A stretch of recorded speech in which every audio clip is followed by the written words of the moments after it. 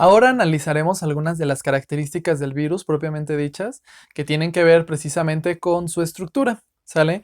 Bueno, ya habíamos comentado que los virus del VPH o los papilomavirus son virus de DNA. En este caso, pues aquí tenemos representado del lado derecho el genoma viral. Se fijan, es un círculo porque precisamente es un genoma de DNA de doble cadena que tiene esta forma circular, es decir, está cerrada con una longitud de aproximadamente unas 8000 pares de bases, y esto se encuentra en el interior de la cápside de forma o estructura icosaédrica, y además son virus no envueltos, o sea, virus desnudos, ¿sale?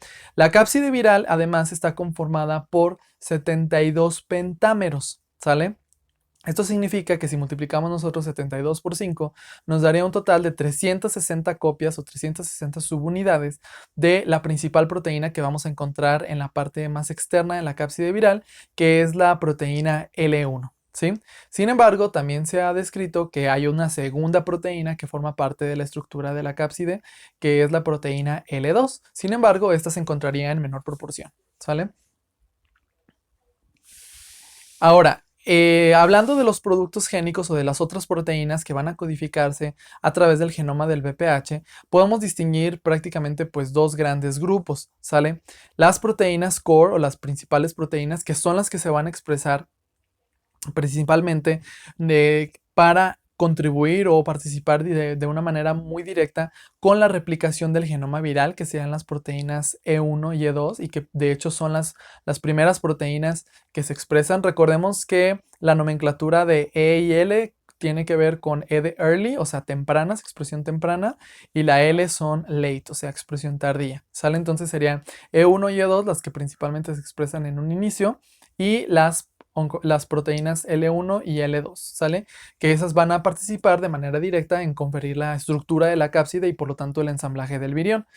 Estas proteínas además están muy altamente conservadas entre todos los papilomavirus, por eso es que de ahí se puede hacer la clasificación filogenética.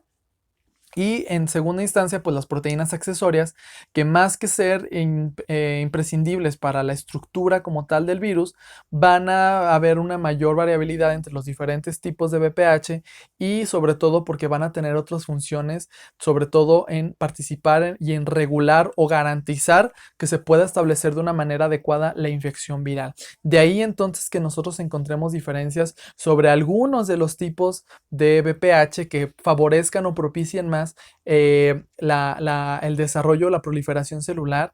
Y aquí, por ejemplo, están de una manera muy relacionadas las llamadas proteínas u oncoproteínas, que serían E5, E6 y E7.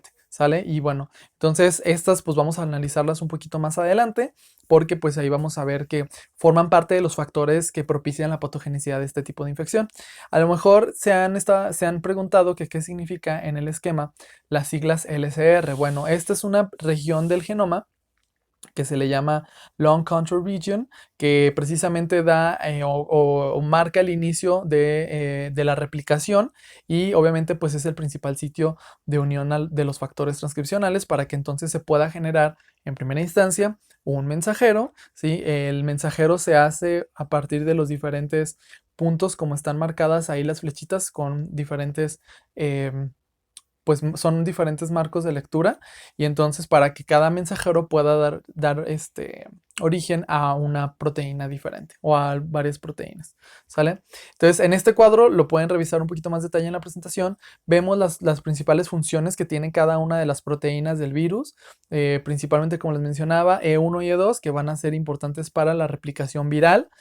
E4, por ejemplo, nos ayuda a la amplificación también del genoma, regula la expresión de algunos otros genes tardíos. E5, E6 y E7, que son los principales factores asociados con la patogenicidad del virus, que más adelante los voy a desglosar. Y L1 y L2, que forman parte de la estructura viral, ¿sale? Una de las funciones esenciales que tienen precisamente estas dos proteínas, E6 y E7, es favorecer, por así decirlo, o garantizar la supervivencia del virus, es decir, propiciar que la célula se encuentre en un estado metabólicamente activo para garantizar una mayor producción de viriones, ¿sale?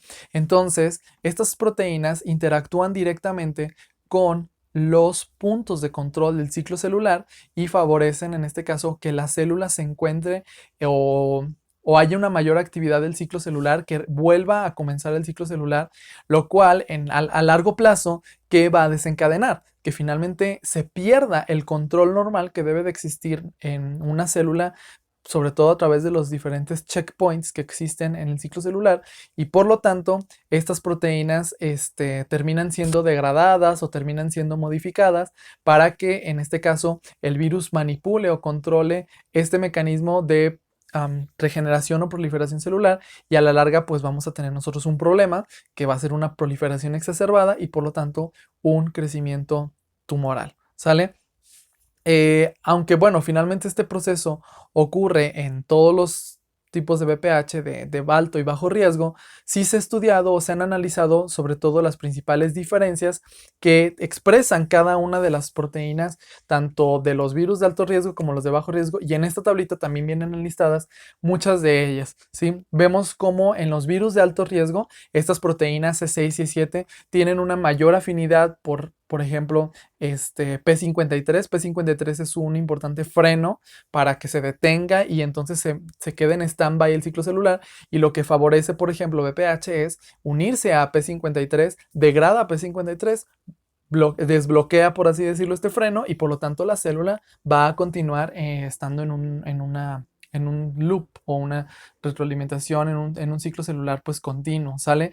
En este caso puede interactuar con otras enzimas, pues y en este caso induce, por ejemplo, el crecimiento, ¿sale? Entonces, mientras que, por ejemplo, estas mismas proteínas, pero en los virus de bajo riesgo, no es tan común o es un proceso mucho más lento, mucho más controlado, y que a lo mejor no tiene nada que ver con ellos, ¿no? Y lo mismo para E7. Entonces, el punto aquí que quiero que les quede muy claro es ese, que principalmente las diferencias que nosotros encontramos frente a un tipo de virus que sea de mayor riesgo, ¿no? Puede residir aquí precisamente en el tipo de proteínas, cómo favorecen en sí o no el proceso pues de transformación celular y de proliferación.